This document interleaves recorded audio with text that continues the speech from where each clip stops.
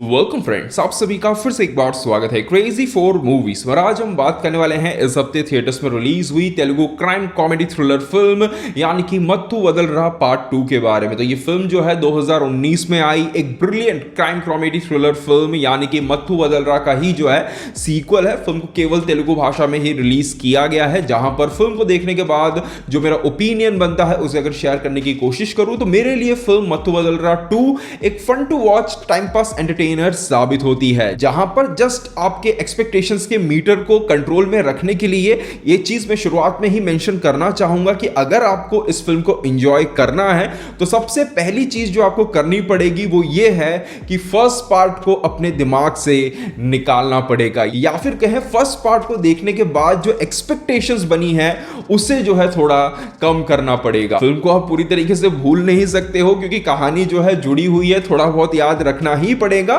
पर जो actual problem है इस फिल्म के अंदर, जो बहुत बड़ी कोई प्रॉब्लम नहीं है, पर जो भी है उसके बारे में अगर मैं बात करूं तो देखिए यहां पर फिल्म मत्तू वदलरा 2 ये जो सेकंड पार्ट आया है ये हंसाता है। एक कॉमेडी फिल्म के तौर पर ये कहीं पर भी फेल नहीं होता है। फिल्म में ऐसे काफी मोमेंट्स हैं जहां पर मैं खुल के हंसा हूं, थिएटर के अंदर नॉन स्टॉप हंसा हूं। बीच बीच में पैचेस में है ना ऐसे ऐसे मोमेंट्स आते रहेंगे कि मतलब हंसी रुकेगी ही नहीं। इस तरीके की कॉमेडी जो है फिल्म में देखने को मिलती है। पर अगर आप फर्स्ट पार्ट को ध्यान में रखोगे तो फिल्म का जो फर्स्ट पार्ट था वो केवल एक कॉमेडी फिल्म नहीं थी, वो एक बहुत ही अच्छी क्राइम थ्रिलर फिल्म भी थी। तो अगर आप सेकंड पार्ट में भी जो है उसी तरीके का कोई थ्रिल या फिर टेंशन यहां पर एक्सपेक्ट कर रहे हो तो वो आपको इस फिल्म में देखने को नहीं मिलेगा। वो टाइट स्क्रीन प्ले आपको यहां पर देखने को नहीं मिलेगा। और कहीं ना कहीं फिल्म की शुरुआत में ही मैं कह सकता हूं, शुरुआत में ही जिस तरीके से फर्स्ट पार्ट की कहानी को यहां पर आगे बढ़ाया जाता है, उससे जिस तरीके से आगे बढ़ाने के लिए जो सब चीजें हमें देखने को मिलती हैं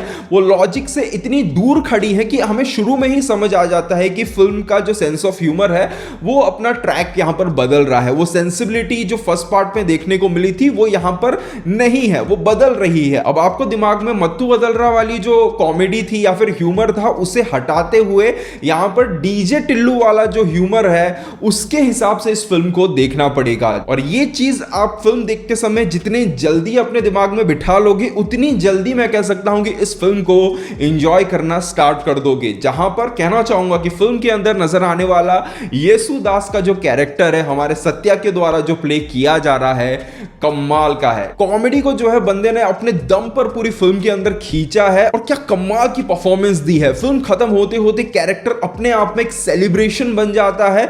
और ये film Mathu Vadalara part 2 as a film लोगों के बीच में कितने दिनों तक याद रहेगी, कैसी रहेगी, ये तो मैं अभी नहीं कह सकता हूं, पर ये डेफिनेटली कहना चाहूंगा कि अब यहां से येशु दास का ये जो कैरेक्टर है ये एक पॉप कल्चर का हिस्सा बन जाएगा। ये कैरेक्टर यहां से एक बहुत ही आइकॉनिक कैरेक्टर बन चुका है जिसको मेरे हिसाब से आज से 10 साल 12 साल 15 साल बाद भी जो है सेलिब्रेट किया जाएगा। और सत्या के साथ साथ इस फिल्म में कुछ और है जो बहुत ज्यादा हंसाता है, तो वो है वो टीवी सीरियल ओरी नाकोड़का। वो सीरियल इस फिल्म में भी आगे बढ़ता जाता है। 4000 के ऊपर एपिसोड्स निकल चुके हैं और उस सीरियल का जो फाइनल ट्विस्ट आपको इस फिल्म में देखने को मिलेगा, लोटपोट हो जाओगे, आप हंसते हंसते लोटपोट हो जाओगे। इस फिल्म के लिए मैं कहना चाहूंगा कि ये फिल्म मेरे हिसाब से पर्सनली कहीं ना कहीं एक थिएट्रिकल एक्सपीरियंस डिमांड करती है।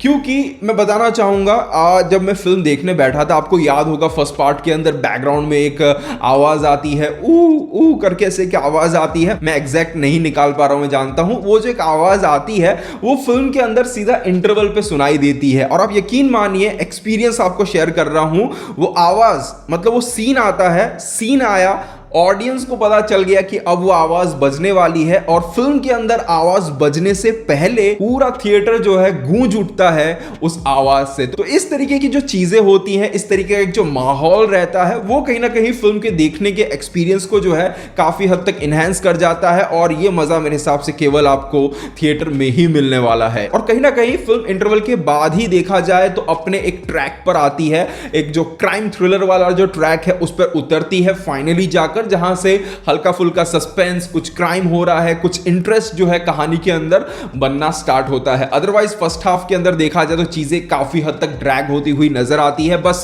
कह सकते हैं कि पैचेस में या फिर कह सकते हैं कि ब्लॉक के तौर पर कुछ अच्छे कॉमेडी आती रहती है। अदरवाइज कहानी के अंदर, स्क्रीन प्ले के अंदर ऐसा कुछ खास हमें जो है देखने को मिलता नहीं है। और क्योंकि जो सेंसिबिलिटी है वो बिल्कुल बदल चुकी है और थोड़ा सा लॉजिक से हटके चीजें जा रही हैं, तो वो जो है फर्स्ट हाफ में थोड़ा बहुत खलता रहता है, पर इंटरवल के बाद चीजें जो है काफी हद तक ट्रैक पर आ जाती हैं। और फिल्म का बजट बढ़ गया है करके फिल्म में एक्शन भी रखा गया है, कुछ अच्छे स्टाइलाइज एक्शन सीक्वेंस भी जो है आपको यहां पर देखने को मिलते हैं, देखने में बढ़िया है। फिल्म का क्लाइमैक्स जो है मुझे पर्सनली काफी पसंद आया। तो देखिए, क्लाइमैक्स के अंदर आपको मल्टीपल ट्विस्ट या फिर कहें बैक टू बैक ट्विस्ट जो है देखने को मिलते हैं। अब पता नहीं ये मैंने एक्सपीरियंस किया कि या फिर हर कोई एक्सपीरियंस कर रहा होगा, इसके बारे में मुझे क्लैरिटी नहीं है, पर हाँ जो है वो मैं बोलना चाहूंगा कि फिल्म के अंदर ऐसा है कि मानो आपका शक सबसे पहले जिस कैरेक्टर पे जाएगा, डायरेक्टर उसी कैरेक्टर को जो है मेन क्रिमिनल के तौर पे रख देगा। उसके बाद वो बोलेगा कि नहीं ये नहीं है, उसके बाद आपका दिमाग चलेगा कि अरे भाई ये नहीं है तो ये जरूर होगा, तो डायरेक्टर फिर बोलेंगे ठीक है यही है वो क्रिमिनल।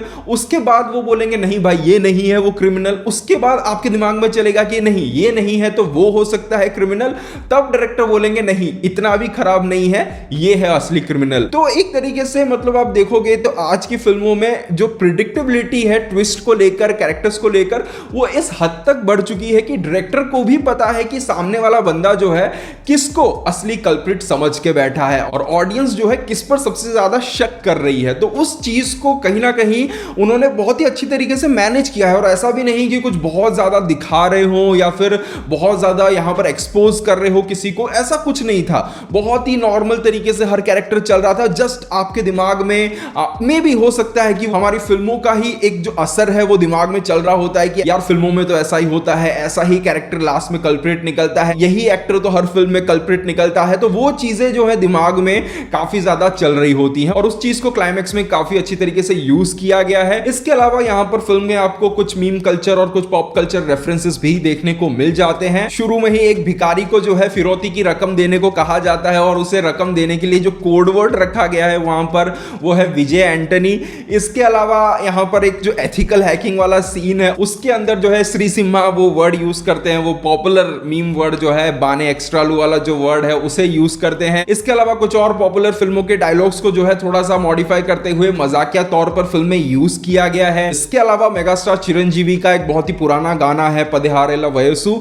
इस गाने पर फिल्म में जब सत्या डांस करते हैं और उन्हीं स्टेप्स को जो है यहां पर फिर से दोहराने की जब कोशिश करते हैं, वहां पर थिएटर का जो माहौल था वो देखते ही बनता है। इसके अलावा प्री रिलीज इवेंट्स के अंदर जो चीजें आजकल हमें देखने को मिलती हैं, काफी बार हमने सुना भी है, इवन पकड़े भी गए हैं कुछ एक्टर्स किस तरीके से वो लोग जो है दूसरे लोगों को पैसे देकर बोलते हैं कि स्पीच के बीच में आकर ही मेरा पैर पकड़ लो। पॉपुलर एक बंदा तो पकड़ा ही गया था, मैं नाम नहीं लेना चाहूंगा, लोगों को पता ही होगा, बंदा पकड़ा ही गया था। तो वो जो असली घटना हुई थी उसके बारे में अगर आपको पता होगा तो इस सीन को आप और ज्यादा एंजॉय कर पाओगे। इसके अलावा भी फिल्म में और कुछ चीजें हैं जो यहां पर डायरेक्टली जो है इंडस्ट्री में चल रही कुछ चीजों का बहुत ही बेहतरीन तरीके से मजाक उड़ाती है। तो ओवरऑल कहा जाए तो फिल्म मत्थु वदलरा 2 डेफिनेटली एक fun to watch entertaining film है।